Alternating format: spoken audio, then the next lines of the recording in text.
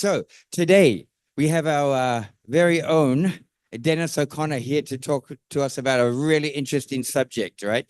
I love this topic, and he's going to give us quite a good talk tonight. So let me just give you Dennis's bio, page 1. Dennis O'Connor worked in mainstream health as an intensive care nurse, reaching the position of clinical nurse consultant.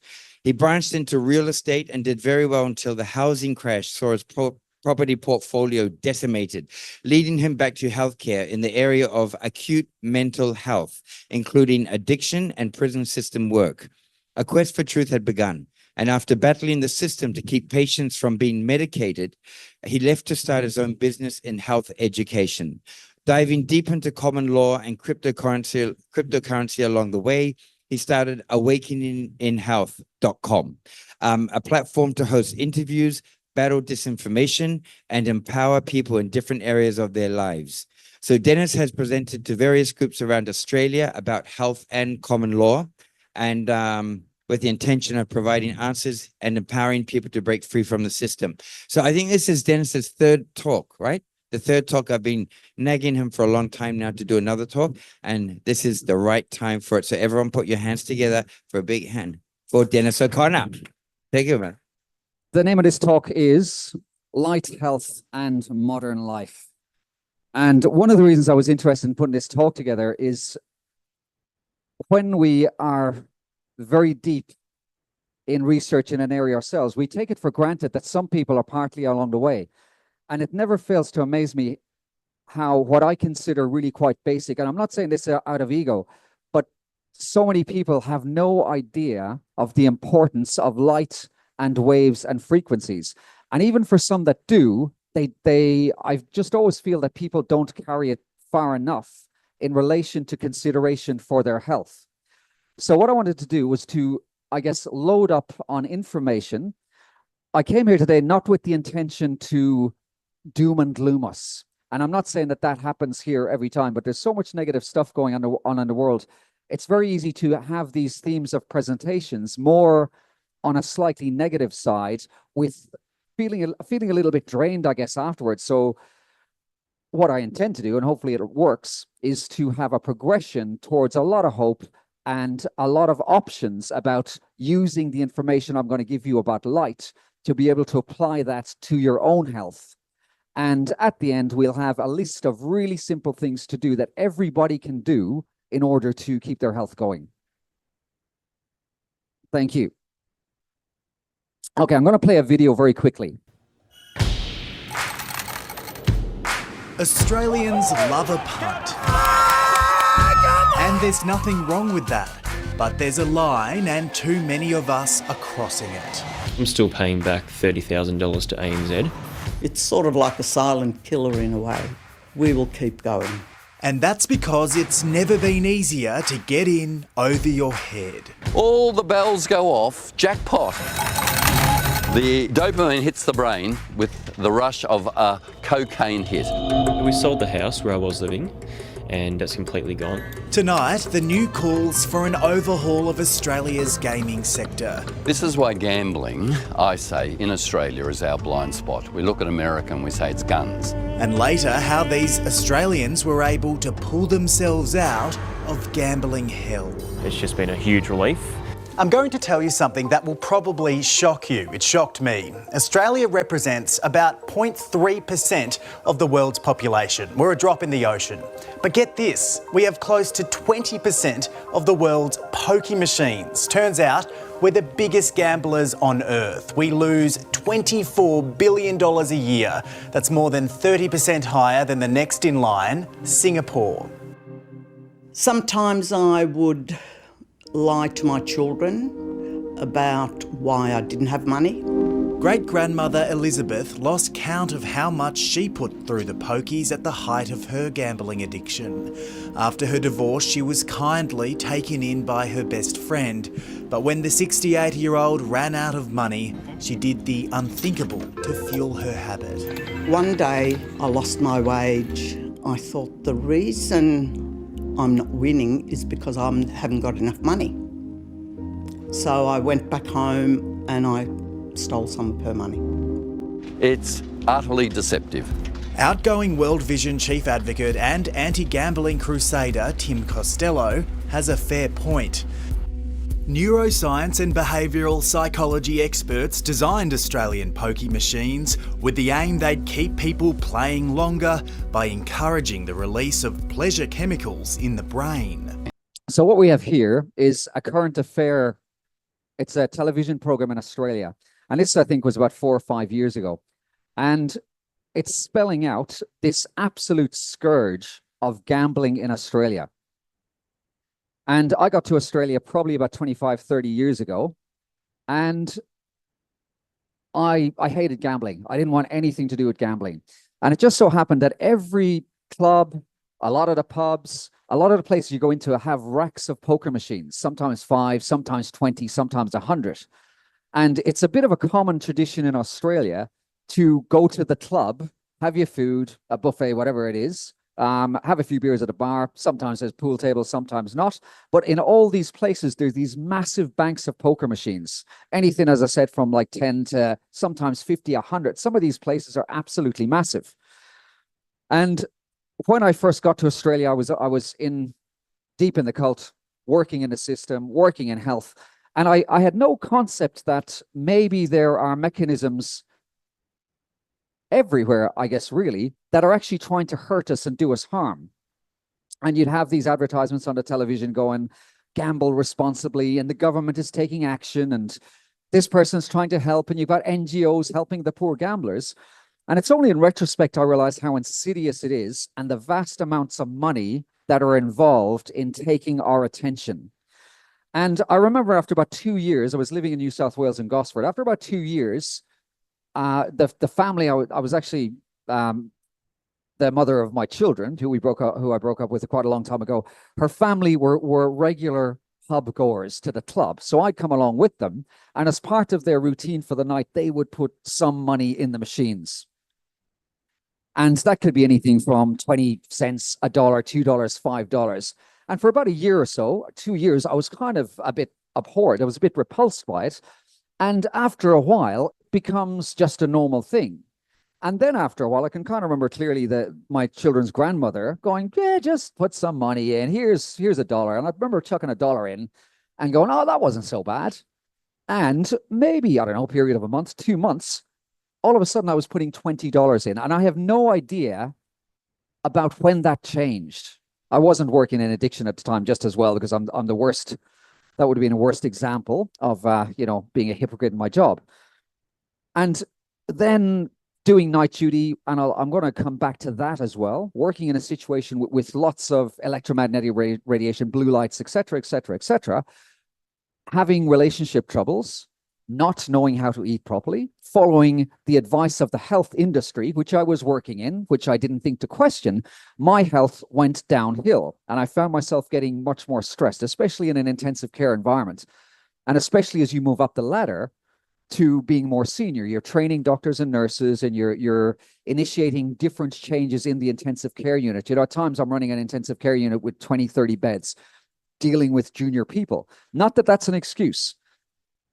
But there was a period between that $20 where at times it would go to $100. And then at some stage, there was a period where it went to $200 or $300. And roughly around maybe 7 to 8 years later, somewhere around then, I guess we're talking early 2000s, I moved up to Cairns, which is the top of Australia, and went through a fairly hard time. I wasn't seeing my daughters. I'd separated. I was drinking a lot. New job, challenging conditions. And I remember sitting back and 1 week, and I thought, how much money have I put into these things? Guess what it was? 1 week, $1,200. What the fuck?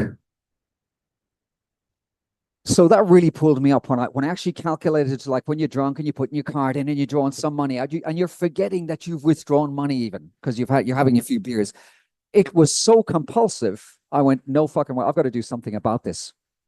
So I went cold turkey, and it was so difficult to do that I actually had to avoid walking past these places. And I don't know if you know Australia, but every second bloody place that sells alcohol has a poker machine. And I had to go different ways around work.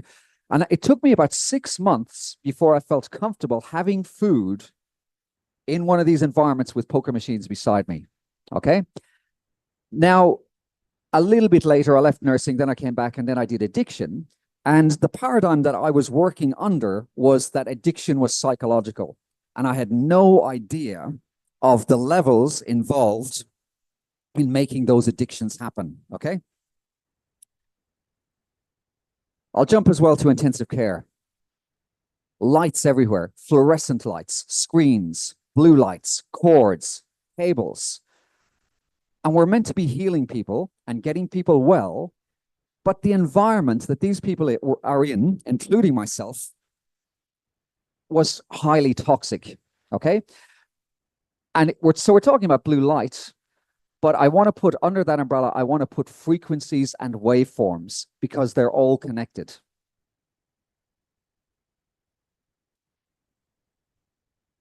So around that first time I left intensive, so I left nursing around that time, a little bit afterwards. And it was only recently that I actually reflected back. But at that time, I used to have chronic hay fever. I could sneeze a couple of 100 times in a day from when I woke up all the way through to when I went to sleep. My eyes were red, my palate was itchy.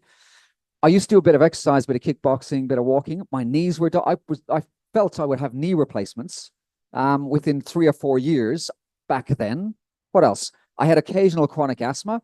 I had skin issues. I had eczema in patches every so often. I think I've listed a few more here. A lot of alcohol, eating shit food, couldn't sleep, really bad insomnia. So I left nursing, and then I went down these other rabbit holes of, well, eventually, I guess, health exploration.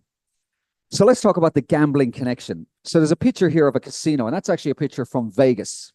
And really, Vegas is the root of a lot of our problems. Some stats here. Global gambling, 261 billion. That I can't even picture 10 million. I mean, we're talking massive, massive money.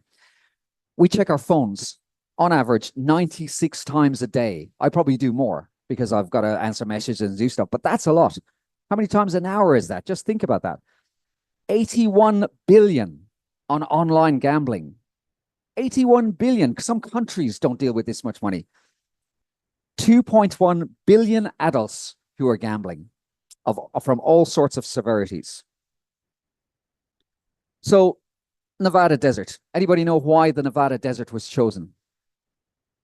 Because, no, that's one reason. But the biggest reason was because that's temperate. It's the same climate all year round. It doesn't rain, which is perfect because it can stay open all the time. You're not going to get storms. Okay, so they shipped water in. And the other thing was it was on Indian land. So you have a totally different jurisdiction whereby the power brokers who are organizing the gambling don't have to pay taxes in the same way as other people. So it's almost like being in a different country with gambling. So this is why gambling is in the Nevada desert. Now, it started out fairly rudimentary, few roulette tables here, a few buildings and whatnot, big, big buildings. And with a little bit of research, but also with observation, the people who owned the casinos worked out a few things. And one of the things was if they shut the blinds, people would stay there longer. So they started to build the casinos without windows. Then one of the casino groups had an idea to give free drink. And some people would drink a lot, way more than they'd spend. But overall, the amount of profit when free drink was given went up absolutely massively. And then some more research was done, and they found if people were exposed to circadian rhythms, in other words, daylight, they would break their gambling pattern and they'd go home. But some people, if there was no light, would stay gambling for 20, 30, 40 hours. Do I need those, the handheld, do you think would it be better? Okay, good, good. Okay, so now we have a lot of components that we can build on, especially light components. So the vast amount of money being made from the gambling industry means that these guys can afford to spend more money on research. And one of the biggest things about that research was the effects of light on our body. So we had the iteration of the slot machine. All those lights put on all those different places of the slot machine are meant to bring us in. Then we have electronics. So we have now the digital screens. And all these sophisticated things going on the screen are meant to get our attention. And they do an absolutely incredible job of getting that attention. And it's only getting more and more sophisticated. So let's say we're talking about 1970, 1980, 1990. At some stage, the internet is developed. And the power brokers behind the internet have a lot of money to spend. So if you got a lot of money to spend and you know how the world works and your buddies are possibly telling you stuff about gambling, it makes sense that if you are making a platform and if you're making screens, you want people to look at those screens. And around this time, we have more money going into research. So we're starting to recognize how colors affect us. And it so happens that the color blue is a highly addictive and stimulating color. So we have an addiction formula: deliberate natural light elimination, free alcohol, connection to gambling and blue light, and then the iteration of digital. Corporate research and development. Meta. They spend on development 117 billion. Just Meta. This is Facebook. What color is the primary color of Facebook? Yeah. Google. 280 billion on research. These guys are headhunting the cream of the crop. Anything that I'm telling you right now about research, these guys are probably found out 20 years ago, because they're incrementally building. 7 hours average daily screen time, 3.8 billion social media users globally. What's the world's population? How many children? How many old people? How many villages do you have? And yet we still can get this number. Absolutely incredible. What are they trying to achieve? Maximum user engagement and keeping you on the platform, and persuasive, if I can get that word out, technology research. Okay.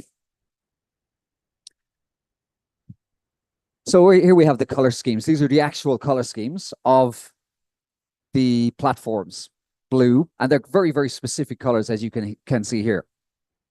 Blue psychology, associated with trust, security, professionalism, suppresses appetite, and promotes a calm focus. Not quite. Biological blue light effects, stimulates alertness, attention, suppresses melatonin production. We'll get to this in a little while. And strategic color choice. This is not accidental. This is done deliberately, especially with the big companies. They've been looking at this stuff for decades and decades. So I went to, when the housing market collapsed, I went back into health. And I wanted to stay away from what I considered clinical health, even though mental health is clinical. That's another story. So I got into mental health, and I got to the acute area of health. So I was dealing with a lot of people with anxiety and depression, and almost without fail, people with anxiety and depression, they can't sleep well. They have insomnia. So I'm dealing with people who have had insomnia for 5 years, 10 years, 15 years, and the doctors are just throwing tablets at them. And I got into the pattern of asking, what can you tell me about sleep? The answer was something like, well, I can't. And then I evolved the question a little bit, and I said, can you tell me how we wake up before technology?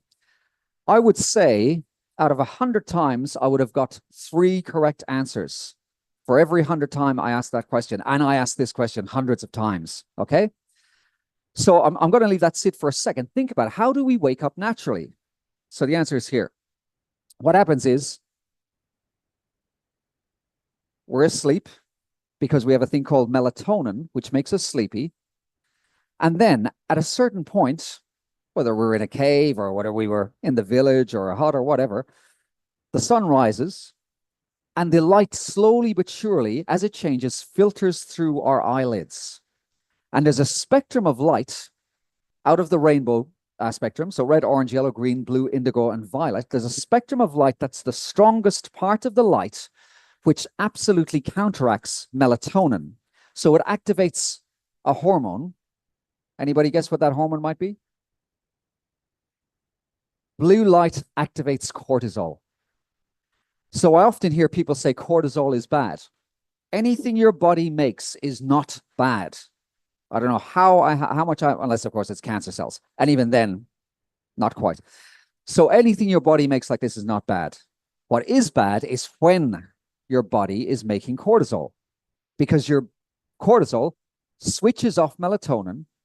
And this is why we have our bodies are adapted to nature, and the sky is blue.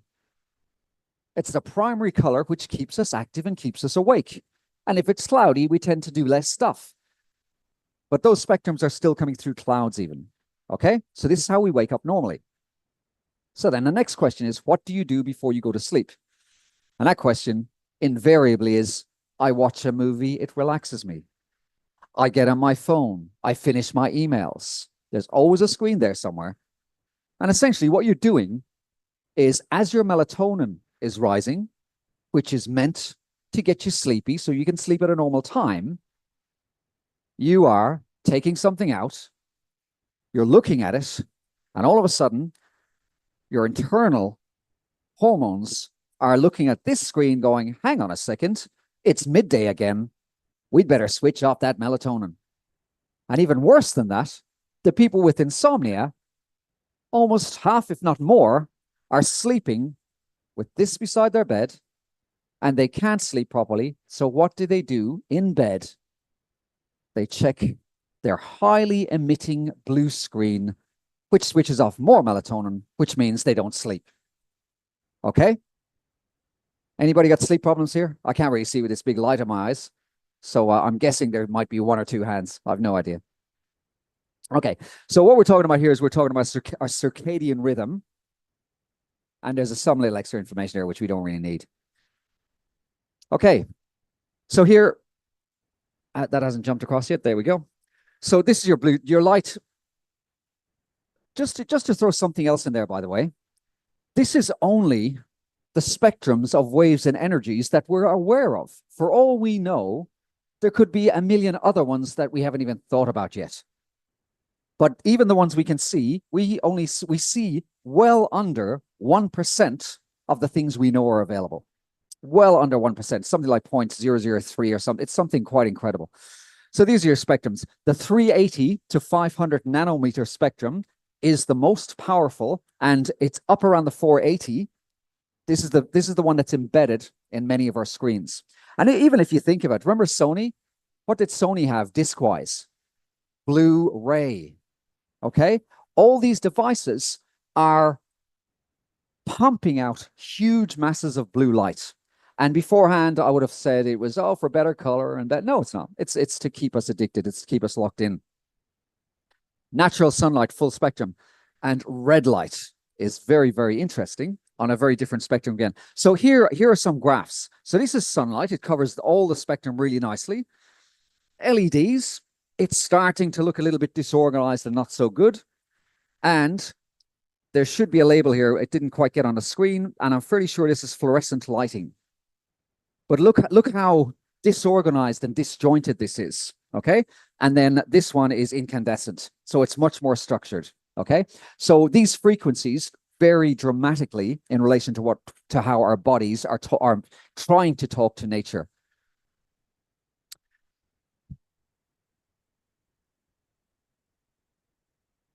Okay, we're going to tangent off and then come back a little bit. There's other things going on around our senses that are absolutely friggin' incredible, and they're dismissed by the mainstream. We know about our pineal gland. Just about everybody's heard about this, okay? But has anybody heard of the program called Seeing Without Eyes? And you're going to have to shout because I can't see anything from here. Anybody heard Seeing Without Eyes? I heard of this about 10 years ago, and I'm like, no way. And what it is meant to be is, I think it might have started either in Scotland or the US. I can't remember where, possibly in Scotland. And it was this woman who believed in psychic energy, who was teaching children, the younger the better, to see fully blindfolded. I'm thinking, nah, I'm not really buying this stuff. And then I saw this documentary on it. And the people who made the documentary, the producer and the videographer were absolute skeptics, fully didn't believe it. They interviewed these people afterwards. And you can see this in the documentary as well. These little kids pulling out cards. Somebody else is pulling out cards, sorry. And these kids are reading them fully blindfold. They put the same blindfolds on the production team to make sure there was no cheating and blah, blah, blah going on. And these production team were going, yeah, I couldn't see a thing. I don't know how this is legit. These kids are doing it.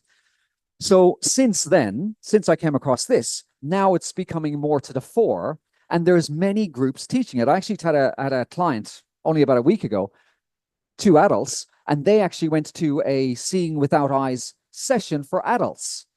And they were telling me that they had a strike rate. They couldn't do the numbers because it was just one session, but they had a strike rate of about 90% with colors on the cards. So they're fully blindfold. People are pulling out cards. They're on red, green, blah, blah, blah, blah. So there's stuff going on. We have access to these supernatural powers, basically, where, don't know, could be pineal gland, might not be. Then the other thing that I came across more recently was something called the telepathy tapes. Give me a shout. Anybody heard of this? Perfect.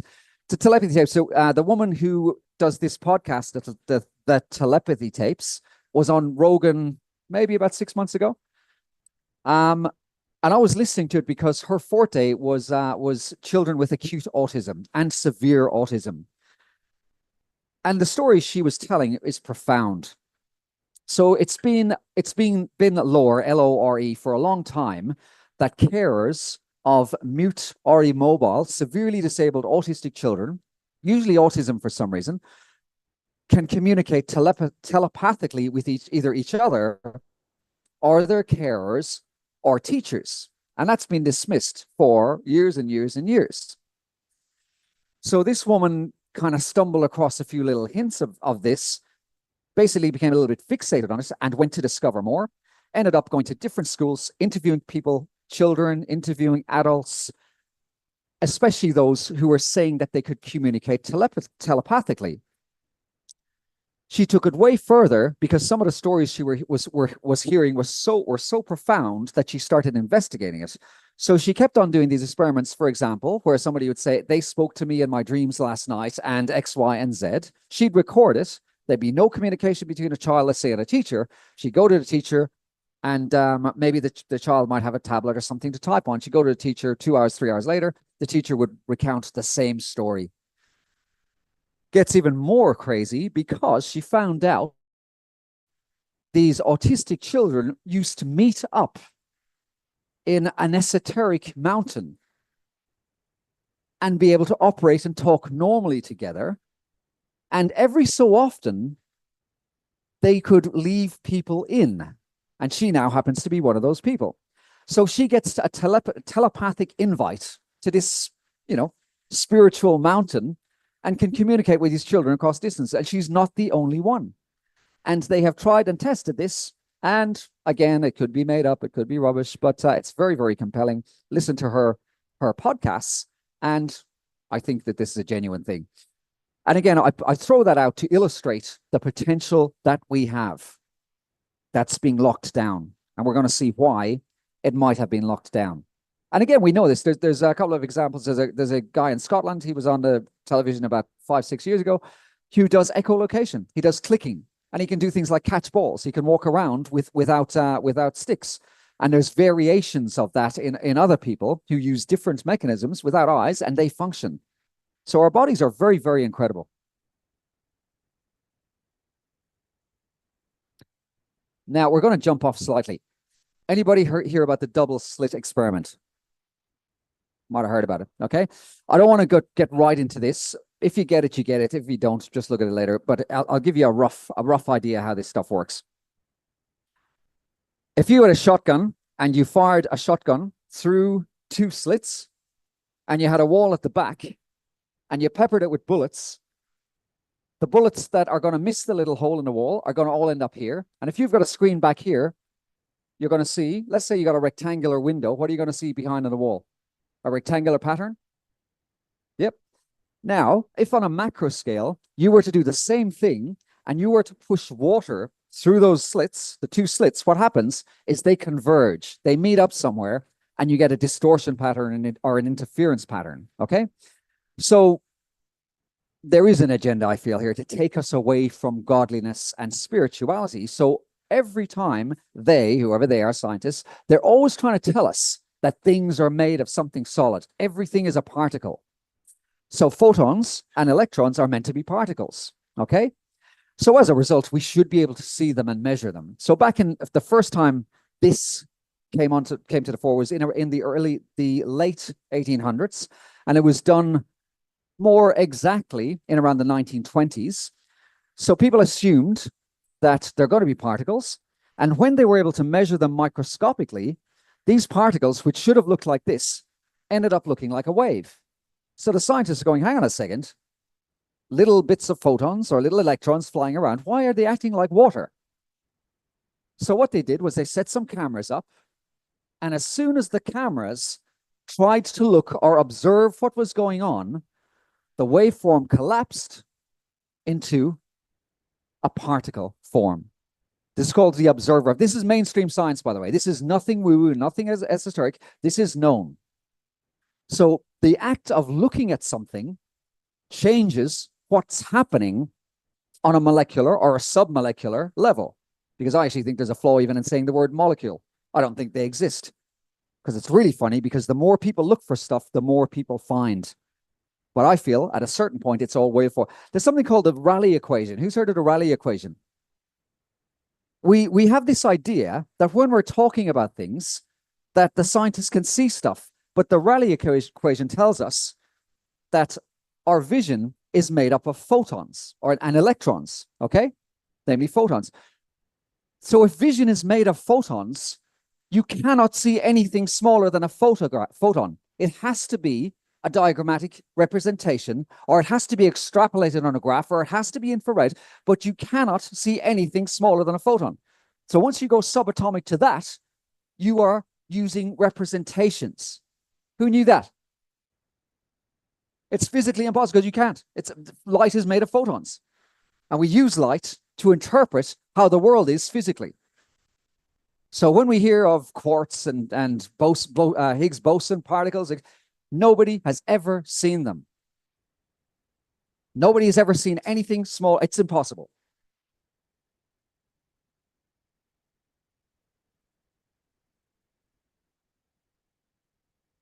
Talking about sight. It's funny when you're under an illusion, or you're in a cult, or you've got a spell cast on you. It's very, very interesting. And I used to wear glasses, and it never. I remember getting an eye exam from this optician. This is a long time ago now. And I said, listen, is there anything to these eye exercises to improve your vision? Or I didn't know at the time I was referring to this, knew a little bit about it. And he scoffed at me. Nah, that's rubbish. And then it's interesting, isn't it? You know, you can have a year of really good things happening, but you have one day of bad stuff and that sticks with you. But I remember this dude, I'm walking out and he didn't even talk to me, and he's gone, book him in for his next appointment, 6 months. He'll need another checkup then. Didn't say anything to me. I'm like, fuck you. And I said to the girl, don't book me in for anything. I don't want to see this guy. And I had a thought every time I used to go back to the optometrist, I never went back to get a lesser strength pair of contact lens or glasses. And they meant to help our eyes. So how come I'm getting a stronger and stronger and stronger prescription every time I go? I didn't even think to answer this. Anybody wear glasses? Just shout out somebody. Has anybody gone to an optometrist and got a weaker pair of lenses without doing eye exercise? No. Has anybody ever even thought about that? So why the fuck do we all line up? Excuse my language. Why do we line up for these guys to help our eyes? They're getting worse. So look at a Bates method if you want to improve your eyes. Look at this global eyewear market, 138 billion in 2021. Okay? Outdoor light and myopia. We have heaps of research. If you stay inside, if you're looking at lights, if you're not looking at the sun, if you're not doing long distance work, your eyes go funny. You can't see as well. The evidence is irrefutable, and you can actually reverse your eyes as well. But if you're on screens, if you're on artificial lights, it can't happen. And it's interesting, as part of when I see somebody in clinics, one of the first things I observe is whether they're wearing glasses or sunglasses. And I don't know whether this is a good thing or a bad thing. So I've had some clients come back to me and say that you telling me never to wear sunglasses again was one of the most important things you told me about my health ever. Now, I don't know whether that was because the rest of the stuff I told them was shit. And that happened to stand out, or whether it was all good and that was better. But, just humor me and don't fracture my fragile ego, please. Okay. Let's scroll up here.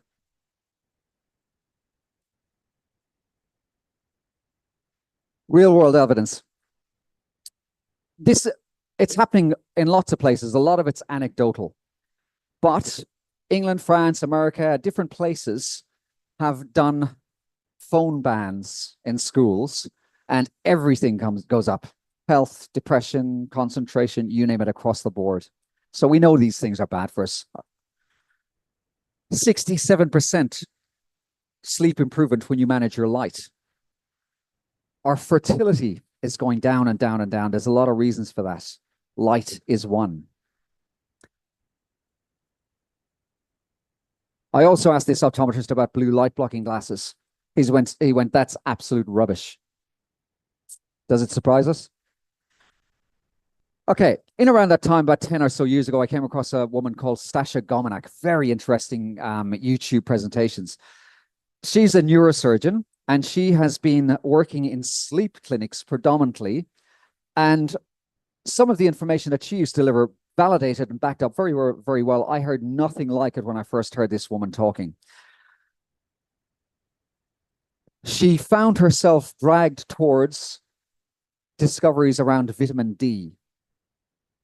And what she found accidentally, and then she started to do more and more and more work, that people, huge amounts of people, were severely vitamin D deficient. And when she started treating the vitamin D, a whole host of all sorts of conditions improved dramatically. And interestingly enough, she's the first woman I'd ever heard to, has anybody got issues with teeth grinding or bruxism?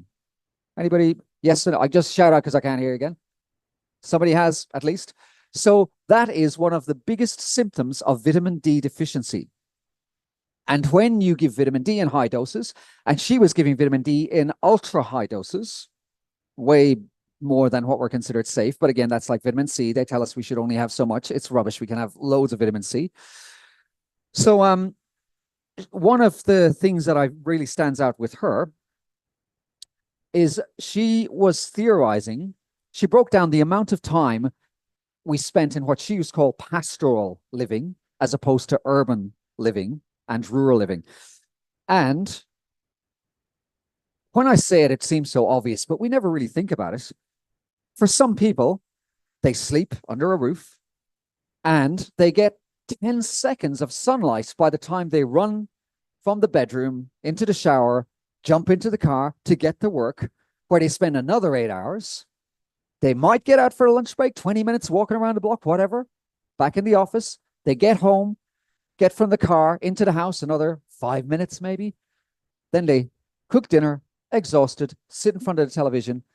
Look at our children's lifestyles, the same thing.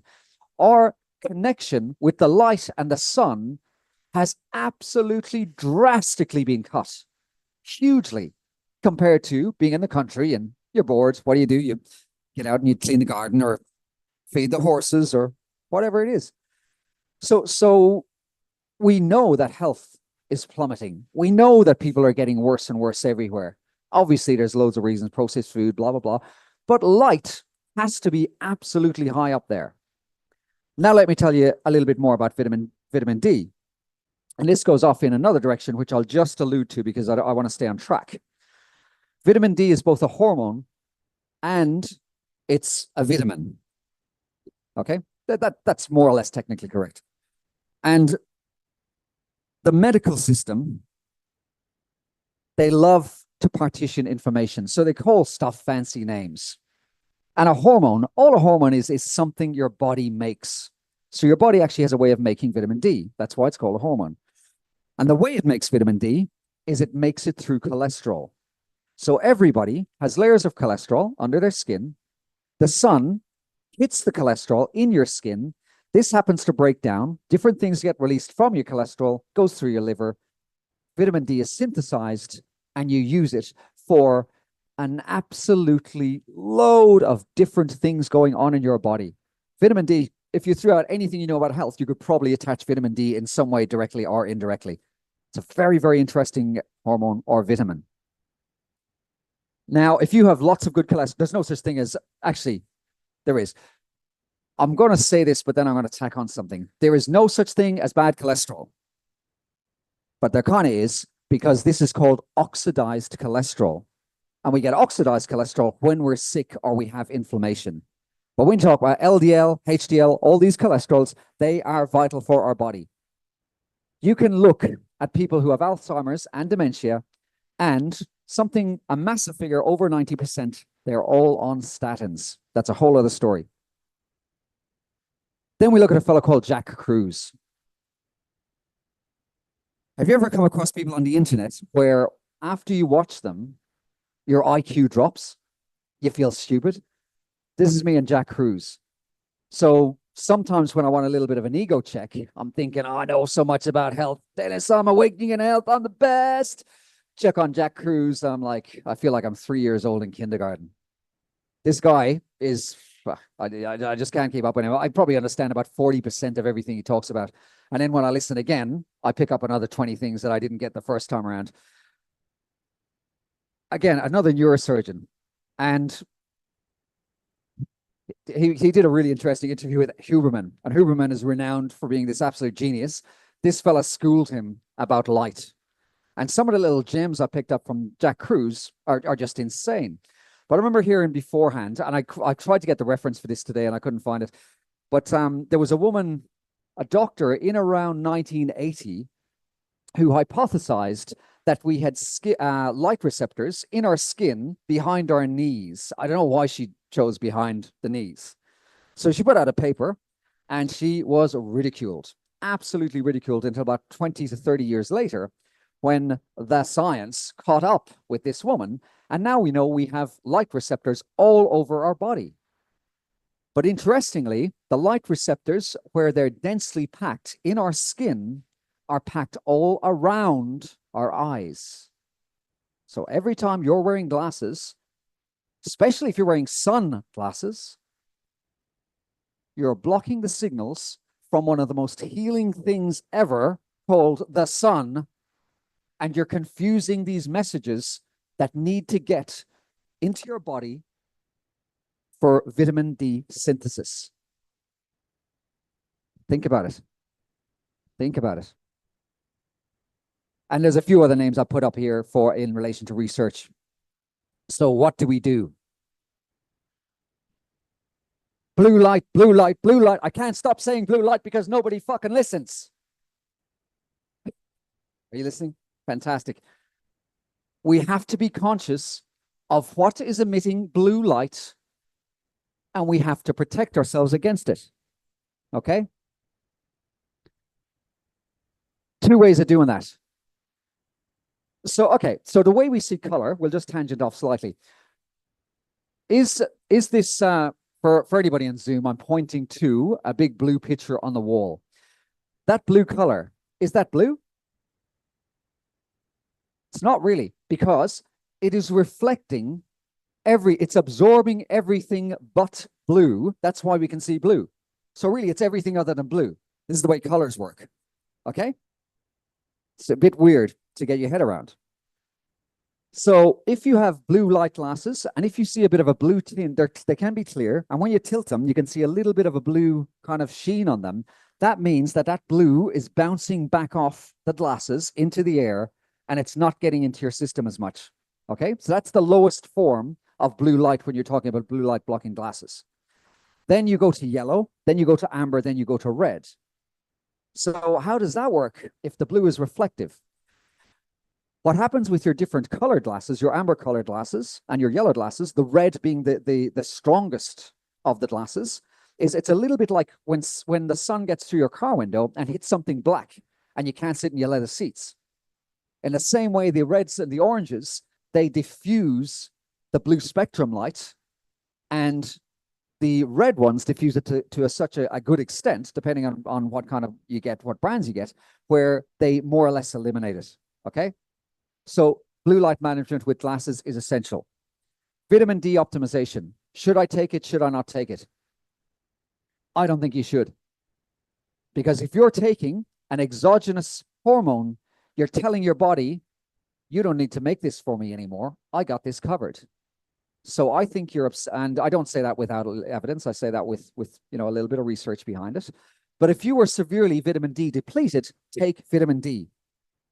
If you're really sick, take vitamin D. But if you're functioning well, up your cholesterol. Some people, unfortunately, are vegans, vegetarians, but there are solutions like coconut oil, coconut milk, anything fatty. Okay? But if you're not, go straight to tallow, beef, whatever you want. High fat is the way you get cholesterol. Okay? Morning light exposure, circadian medicine. There's a whole branch of medicine called circadian medicine. It focuses exclusively on your body going along with the day. Who knew about, does anybody know an interesting fact in relation to circadian medicine and your gallbladder? I'll be impressed if anybody tells me this. Anybody? Okay, let me tell you something. Your gallbladder doesn't work properly for most of the day, and it switches on at about 11 p.m. to about 2 o'clock in the morning, only properly when you're asleep. So anybody doing night duty, their gallbladder, which produces, it does so many interesting things. It's really, really interesting, but it's essential for fat absorption.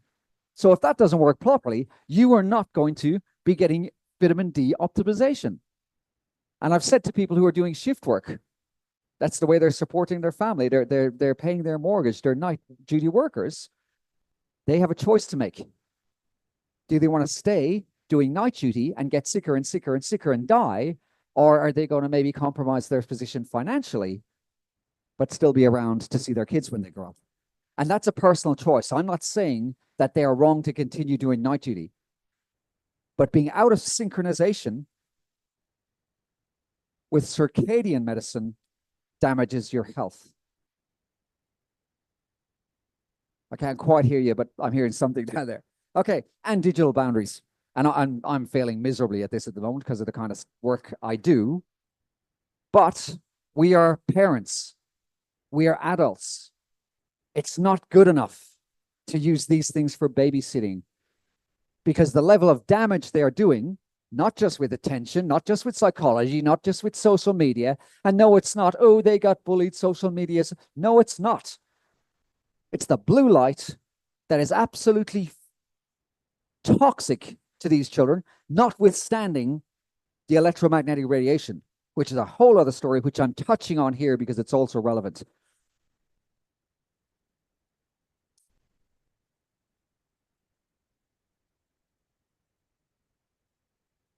From where I stand, I think looking at blue light and knowing about blue light is probably one of the simplest things we can do to get more control over our health. We can control our light exposure patterns. I won't hold that up, but I've got a little button on my phone. It goes to grayscale. So my phone screen most of the time is black and white. I always have red light filters on my computer. Everybody can do this. Talk to me afterwards. Send me a message on Zoom. There'll be a way to set up filtering blue light. Change the lights in your house. Go incandescent. Go incandescent. I've got a red light therapy mat on my bed. I use that as my night light. Okay? If you think all these things, these interactions with your body are a little bit far out there. If a baby is born premature with jaundice, guess what? They put him under red light. The sun makes your skin go brown. So light affects us. We have proof everywhere that affects us, but it's so underrated. Why is it underrated? Because the people making the profits want us to keep on buying, and they want us to keep being addicted, and they make more money. Is it malicious? 10 years ago, I would have gone, yeah, that's a little bit far-fetched. Holy shit, after COVID. I think it's malicious. I think they deliberately are using this to make us sick. Critical thinking. I think everybody here knows we should be questioning everything we hear about health. I regularly say this when I've had a few beers at the front, but I've gotten to the stage where when I used to do research, I'd hear some far out things about health, and I'm thinking to myself, no way. There's no way this is a real thing. And I have a look. Like, really? So now it's gotten to the stage after years where I'll hear something absolutely preposterous and I'll go, I'm going to look at that. And 9 times out of 10, there is something to it.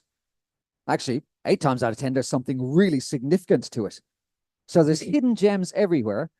But what I find when you do your Wikipedia or your Google or whatever else, anything that they say quackery, hasn't been proven, X, Y, that's probably the stuff you should be looking at.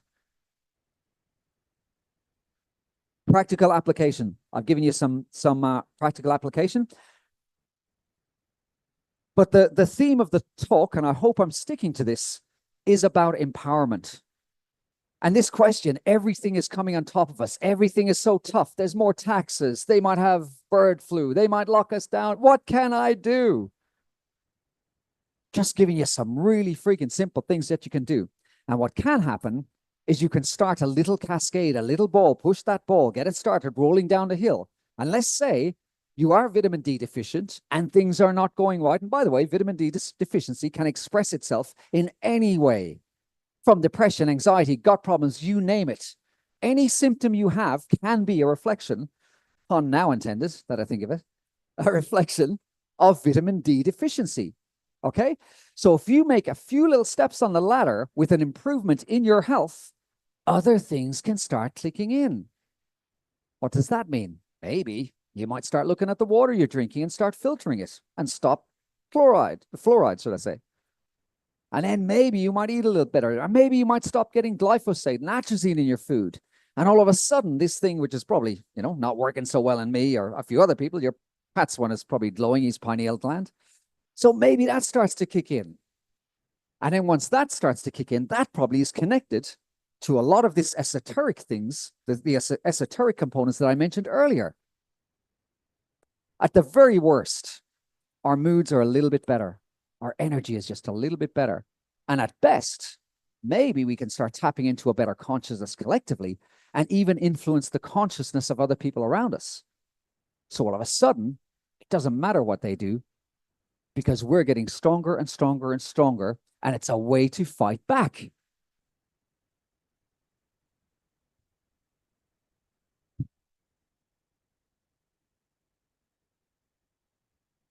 And that, people, is my last slide. So I'm going to finish off. We'll have a few questions afterwards, but I think I kind of stuck to the plan, which was to say, please, please, please consider blue light. It is way more important than you think. And I think everybody around you will benefit if you're healthier. Thank you.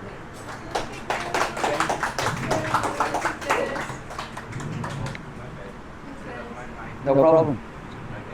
Sorry, I missed the time in there. Can you hear me, everyone? Missed the time in there. Let's give Dennis another hand. Thank you very much. Can I have the lights, please? Jade, darling, can you turn the lights? Yep. Jade, just behind you, the lights. Do you mind? Tones. Thank you. Great. Absolutely fascinating. Love it. And I love the practical side to it. It's brilliant. So shoot those hands up with the questions. Okay. Tom, you have a mic here? Hi, Dennis. Thank you. That was great. There's some really interesting stuff in there. It's on. First, clarification. You mentioned maybe I misheard this or misunderstood. You mentioned the phone ban in schools. One more time, Tom. Sorry. A phone ban in schools. Yes. And you said everything went up. Depression. Correct. Yep. I would assume that you meant. Oh, sorry. I mean, positives went up, negatives went down. Okay. That's what I thought you meant. Yeah, but of course. Now, two other very quick questions. blue light reduction.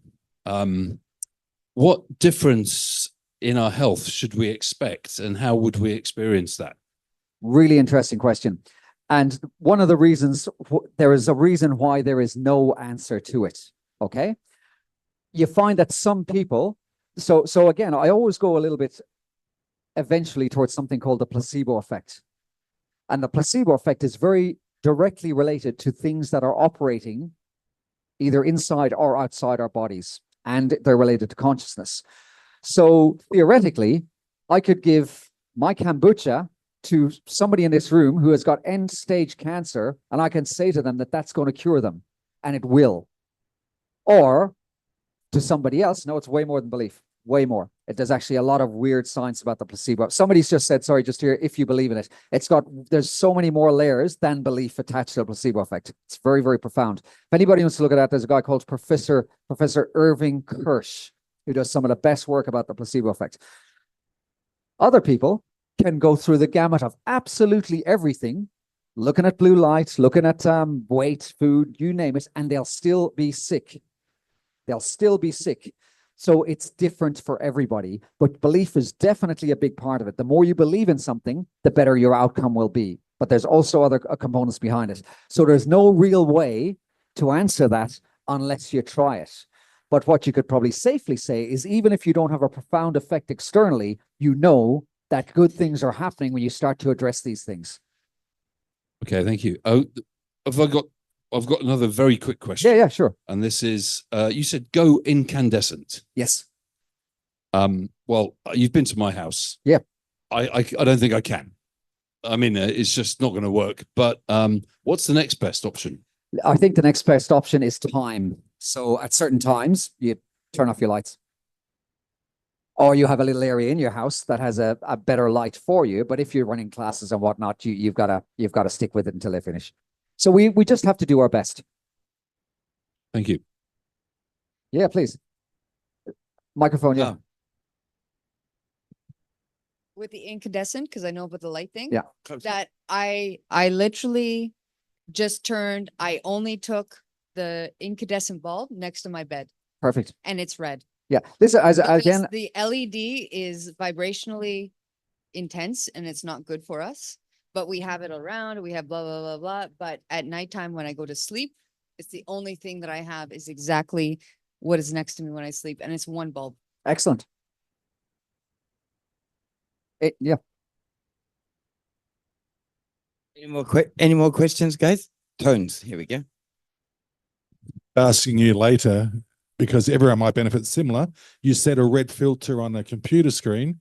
What exactly is that? Every computer and every phone, they have different settings, and a lot of your settings are for visually impaired people. And some people have red-green problems, red-green color blindness, so they can't see the full color spectrum accurately. So the best way they can view something is, it's called grayscale, black and white, essentially. So all your devices have grayscale. So find out where it is. It's different for Apple, it's different for Android, but every device that I've seen also has settings. They're called something like visual something. They might be under accessibility. They also can be called blue lights. They can be called nighttime mode. They can be called sleep mode. So when you see your screen change from that vivid blue, mine always looks orangish because I have it on all the time. And depending on how I feel, sometimes I'll ramp it up so my screen almost looks yellow. Great. Thanks, Tones. We have another question. Okay, any questions from anyone here in the bunker? Oh, yeah. One from Alia. Okay. Thank you so much, dear. Pleasure. What is you personally? I know that you're medically Compromised. experienced. No, compromised, but experienced. Yeah. Yeah. And you're so in depth with your intelligence and investigating, but I just would like to ask, what is your personal experience with, how did you feel, what worked for you to get vitamin D the most? Like in a day-to-day, because we can do all these things, but let's face it, we can't do all of these things and actually make them routine. So what is just the basic things that helped you, because I see you're healthier and everything's beautiful and your eyes are bright. What helped you the most, just personally? Interesting, because now I'm in a little place where my health is probably far from optimal. Okay. And that's because my computer time, not exercising properly, all these kind of things. But at a minimum, I never wear sunscreen. I try to show as much of my skin to the sun, even on my motorbike, when I'm out and around town. And the other thing, which I always focus on, is high fat. High fat. So and yeah, I'm more, listen, if you can have animal, there are also options, but it's not as straightforward. So, but again, it has to be good animal fat. So you're looking at grass fed, you're looking ideally organic if you can. And also I regularly look for offal. So the weird bits of the cow or the pig or whatever. I don't eat pork. So you know, intestines, tongues, which are loaded with fat. So they're my two continual go-tos. I have a pair of red light glasses. Actually, I'll get them out. As much as possible, I'll have these guys. I don't know if Zoomers are on, if they can see them. And I should have actually had them on for this light here. Wow, I can see you guys now. So I try as much as possible wear these even during the day on the computer. So there's different brands and whatnot, but if you're interested, hit me up and I'll send you some links. But these are quite a good one from Lazada, in fact. Great. Thanks, Alia. Thanks. One from Tom. Sorry, Dennis. The glasses that you had there. I'm going to keep them on because I can't see with this light. Oh, yes. Those glasses you would normally not wear outdoors. You would just wear for computer work. Yeah, yes and no. So that's a very interesting question, Tom, and I'll tell you why. So it seems to me, if you want to go down the conspiracy side of things, that the sky, and we've got this in ancient writings, was more of a spectrum of red at some stage in the past, and it has gotten bluer.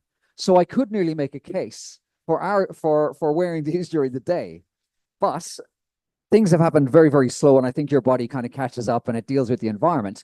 So the no-no would be, if the sun's out, don't wear them. And if you're walking around a shopping mall, there's fluorescence everywhere. If you're at home, you got rig bright lights. If you're on your computer, just let your skin talk to the sun directly. Don't have anything blocking it, would be the number one rule. And then when you're exposed to bad lights, chuck them on. Say again. This one is more of an orange spectrum lens. So your red is your highest level of diffusing blue light. The orange is just underneath it. Yellow is weaker again. And then your clear ones, which have a blue reflection on them, that's the weakest one. Okay, Dennis, so just to recap. A question from Zoom, which sounds like very similar to what I've just asked, says, regarding glasses, to recap, no color filtration during the day, then blue light reduction during the evening, or change to yellow, orange, red at night if needed? Question mark. I think I know what the question is saying. So yeah, blue light is great during the day because it stimulates cortisol. Cortisol keeps us awake. Blue light is evil at night because we should be stimulating something called melatonin, and that should be keeping us asleep, not to be confused with melanin, which is related to sun. Brilliant. Thank you.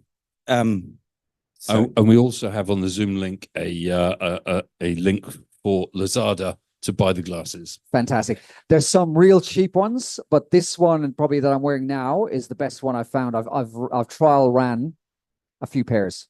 Yeah. Thank you. Thank you. Thank you Okay. very much. Wonderful. So showing your skin to the sun, rumor has it you show it to Hey, a listen, few there's more people than just the sun. There's people who sun their balls, okay?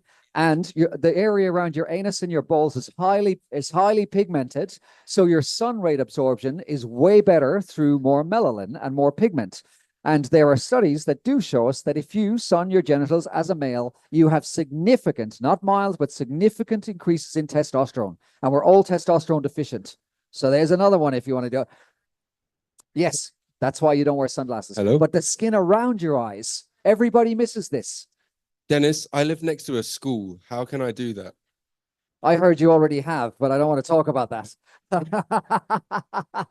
Right. We just bailed Mike out of prison the other day, but let's go on. Okay. So here, one from Andrea.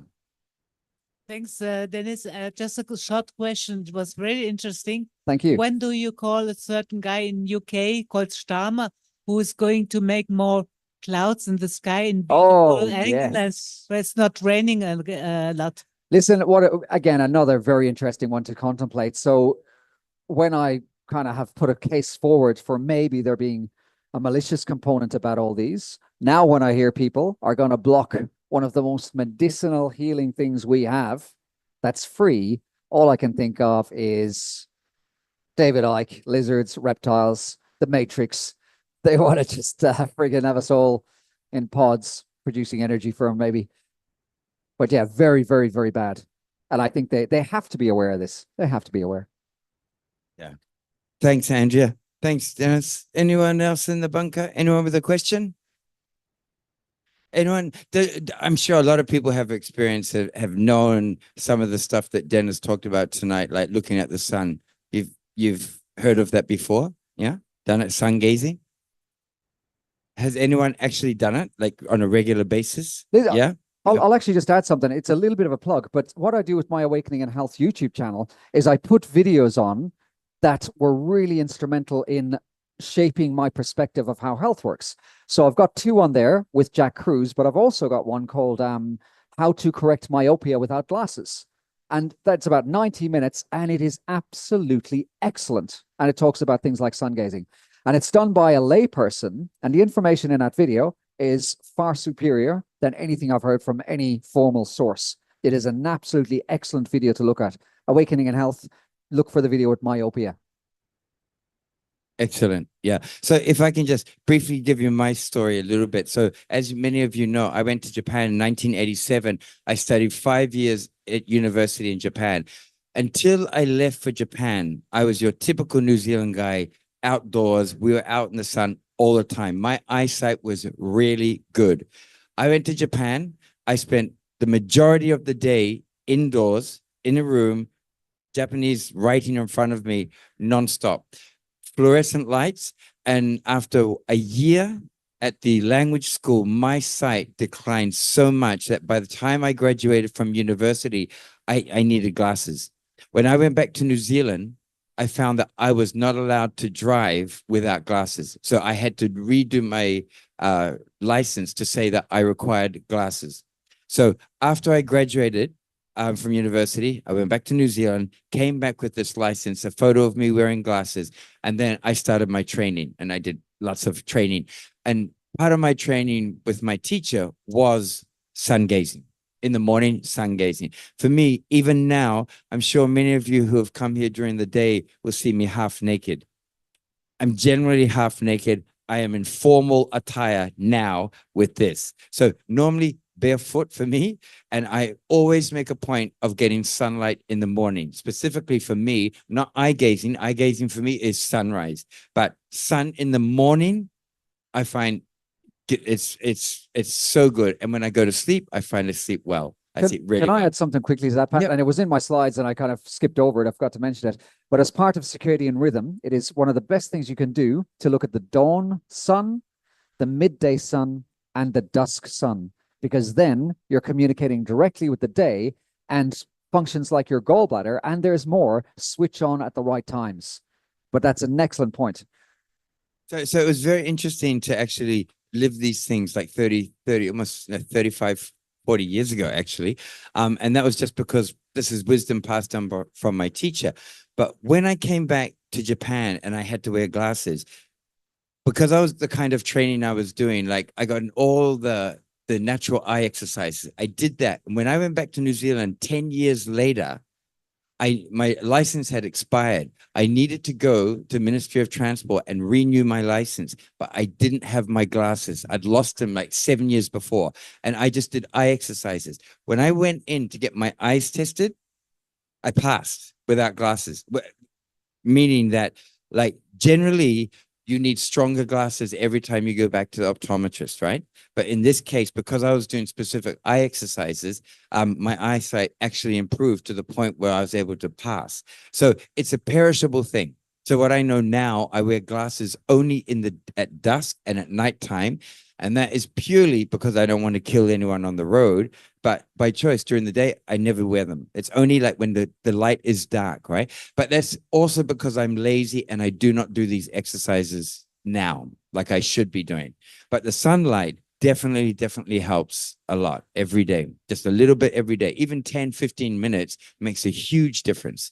And the area between the scrotum for men and the anus, Perineum or it's the cho. perineum. We call it the perineum, right? The perineum, that muscle has always, and that spot has always played a large role, not in my personal life, but in training. It's always been a focal point, not in my personal life, but in training, that is an area where we put our awareness. And it's an area where they say that ki, like the Chinese and Japanese say, that ki or life force leaks from here.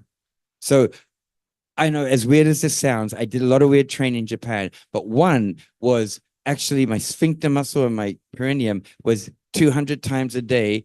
I would squeeze it. Apparently, according to the Yellow Emperor, some of his courtesans caught onto this and they did it. And it was good for him every time he made love to these women. So it's a health thing. It's a real thing. So this is something that's been known about for thousands of years. And now science is actually proving it. Yeah. They want to keep us sick. I've got no doubt about this. Yeah, sorry. Didn't mean to share my scrotum story. But okay, any other questions? Yep, Ali. That was a great talk. Thanks, Dennis. Thank you. My question relates to eye color. Eye color. Eye color. How much does that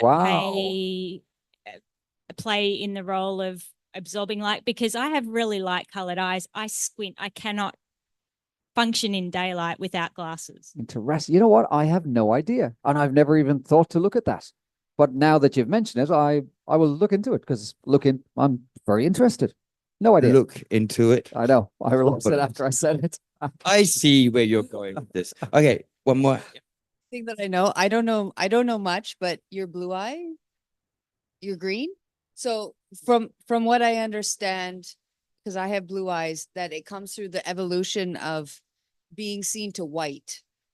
So in the Himalayas and then Nepal, and then I'm Canadian, and then any generation that has actually been exposed to the white light for the snow, through the generation of the mutation of our eyes, they turned white just through the transposed color. Now I can't get into the color like looking at this blue screen, but that's what I understand that it's from. What I would say as well is I'm blue-eyed, and my tolerance to be around during this harsh sun in Australia was really low. But when I started looking into this, I made a concerted effort to not wear glasses. And it got to the stage where I thought I couldn't live without them. And that only lasted for about 6 months. And after about 6 months, I started getting more comfortable. And now I don't even think about it. And the only time I used to wear glasses in Australia was when I was fishing on the water, because there's a really severe glare coming off it from then. That's it. So I would say that one of your issues might be practice. Starting the dawn is the best time to start, because and dusk, the frequencies are great, and just build up. Yeah. So yeah. That's right. The middle of the day is quite harsh for anyone. Yeah. Yeah. Good. Okay. Very good question. I think everyone, this is brilliant. After the socialize, I want everyone in bed by 10 p.m. It lights out. Okay. Another thing I 100% never do is I always make sure that I read at least 30 to 45 minutes, at least 1 hour before I sleep. I never go to sleep straight away looking at my phone. And I switched my phone off completely. Power off, which is weird, I was told. And I stick it in another room, even though it's switched off. And that's just me personally. Yeah. I read a book. Yeah. And that I find that it sort of winds down, because I find that electronics really stimulates the brain. It just totally stimulates the brain, and the color thing as well. But red.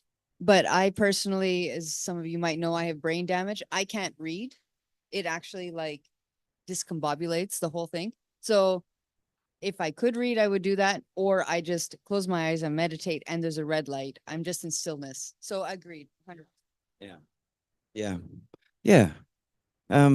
Is it coincidence that we have a red light over there, right by the doorway? Okay.